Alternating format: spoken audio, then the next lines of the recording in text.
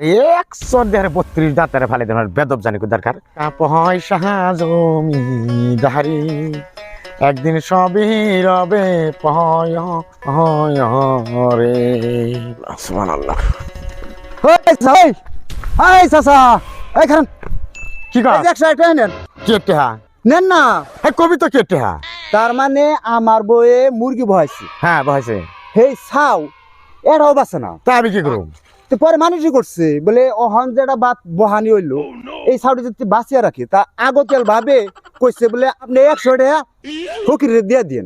হে 100 টাকা আরে একশো দেড় 32 দাঁতারে ফালে দেওয়ার বেদব জানি দরকার আমার দিকে তোর ফকির মনে হয় না? তুই আমার কে দোষ বেদব? আমার তুই চিনস না? না বাগবর বার চিনস? বাগবর বাহা? হ্যাঁ হ। ওটা আমার মাটি। তাই নাকি? হ্যাঁ। ওহো। আবার ওই যে বাগবর রম্বুরা যে ব্রহ্মপুত্র নদী, হ্যাঁ কষ্টটা কার মাটিতে? আমার মাটিতে। আপনার?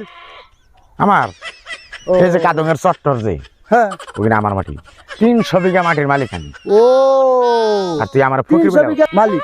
হ্যাঁ আমার ফকির বলে বাবস না। এই যে 2026 যে ইলেকশন হইতেছে এমএলএ কোন আমি ইলেকশন খেলাম রাইজে আমার চাইতেছে কি এর ছবিতে?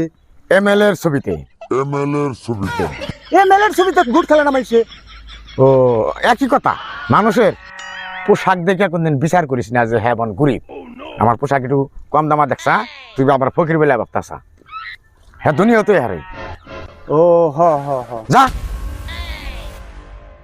আই হুন কি? এটা তোর বউ মানসিকর চাল হ কারা দিবে নিগে?